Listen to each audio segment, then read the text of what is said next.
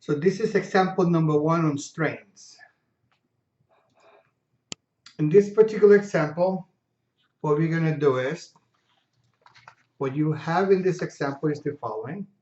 Let me change the colors. So in this example, what you have the state of stress.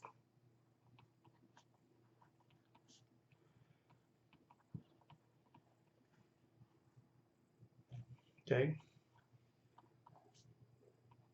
And this state of stress is given as follows.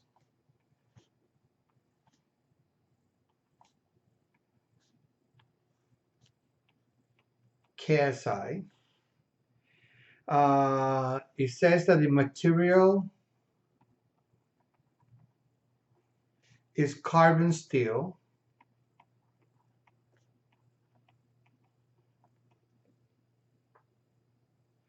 And we want to find the state of strain.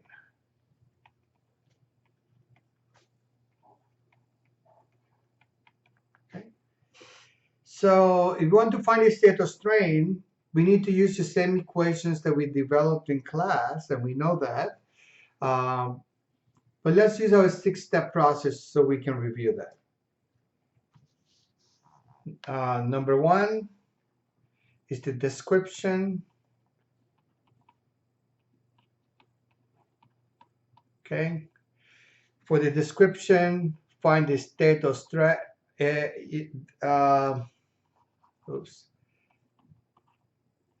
Given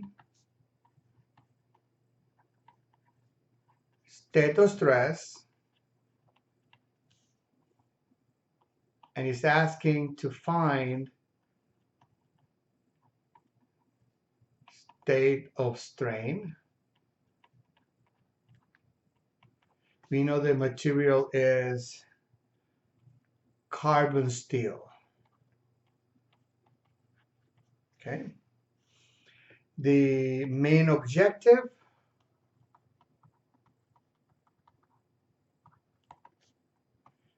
we want to find your strain tensor for carbon steel and the given properties.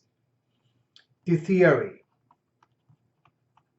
For theory, we need to use table A5. Let me pull the table for you.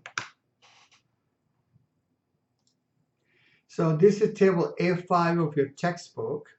And you can see that this table gives you typical material properties. The one that we care for, the problem is asking, is carbon steel is right here. And we are working in the English units. So the values that we will be using are these. This is your value of G. This is a value of nu. That's given in the, so this particular values you know from the table. And that's what we will be using. Okay? And to continue, sorry, we need also equation 3.19 of your textbook, 3.20 of your textbook, 3.21 of your textbook. Okay? So number 4, these equations are the equations that we solved in class. I told you that Exx was equal to 1 over sigma xx. Remember, the index is the same, minus nu, and then everything else goes inside here.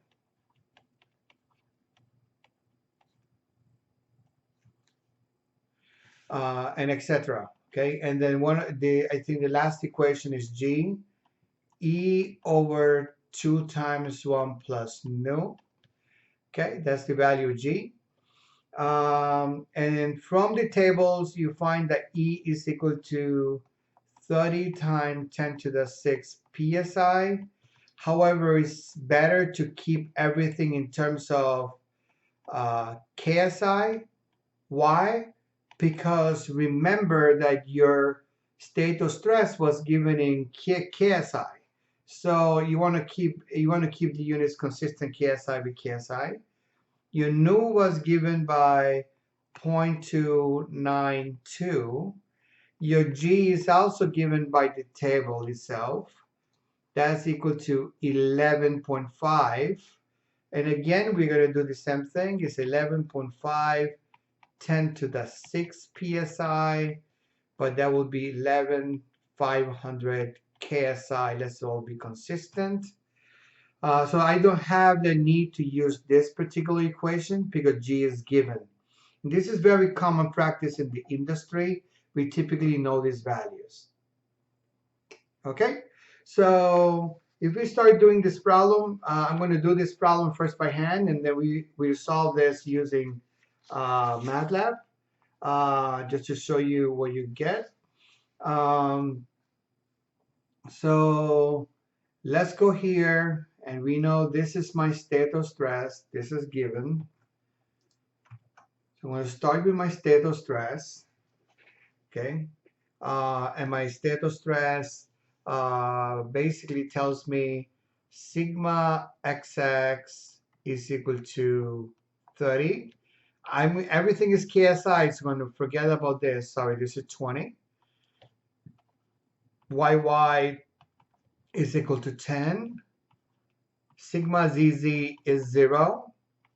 Tau XY is 30. All the other taus are are equal to 0. Okay, so when I'm going to solve my problem now, I have this information with me, and if I want to find EXX will be 1 over E sigma XX, minus nu sigma YY plus sigma ZZ, and that's equal to 30 times 10 to the 3. This was, I'm sorry, there's a minus sign missing in the problem, but don't worry about it. Let's solve the problem without the minus sign.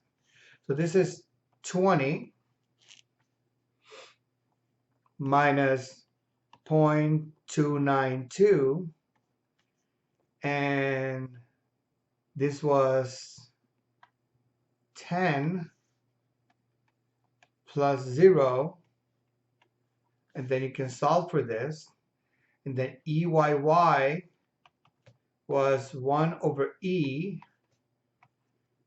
sigma YY minus nu sigma XX plus sigma ZZ, and that will give you 30 times 10 to the 3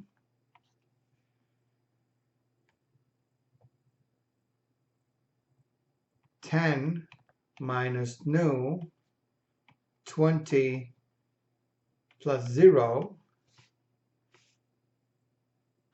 and then EZZ 1 over E sigma ZZ minus nu sigma XX plus sigma YY. This gives you 1 over 30 times 10 to the 3 times 0 minus 0.292, 20 plus 10. Okay, so my bad here. It goes 0.292 here. Okay, so let's just fix this 0.292. If you want to find the gamma, gamma XY is the only non-zero shear, because the only one that I don't have, the tau is not 0. So in this case, the tau was 30, 11.5, 10 to the 3. Remember, KSI and KSI will cancel out. Okay, and all the other gammas are actually equal to 0 because I don't have stresses in that, in those values. You can see this is 0, 0, 0, 0. They are completely 0. Okay, so to complete the problem, I am going to complete the problem using MATLAB. So you can see how the MATLAB code works. Um, MATLAB code is the stress strain uh, uh, function that you have, and you're going to click on Hooke's law. You're going to find the value that says Hooke's law, and you're going to run it. When you run it, it's going to ask you the units as usual. So this is inches. We are using KSI, and then he asks you, what do you want? Do you want to find strains given stresses? You want to find stresses given strains. In this particular example, we want to find strains given stresses. So we're going to press number 1. Okay. And then he says this, sigma xx was 10, 20, sorry, 10, 0. This was 30. This was 0, 0. And Young's modulus was 30 e to the 3. Remember, I'm keeping everything, okay, it says in PSI, so let's put everything in PSI, 0.292. And these are all my stresses. You can see that your MATLAB code, if you open strains to stresses, your entire MATLAB code is going to give you a state of stress. It converts your state of stress in PSI and tells you this is what your E is, this is what your G is, this is what all your stress values are, and you plug them inside here. These are the values that you're getting for all those quantities. And then you come here. This is your value G, and this is just, and at the end of the day, remember you got gamma, but your state of strain is gamma divided by 2. So that's why here you have half that value.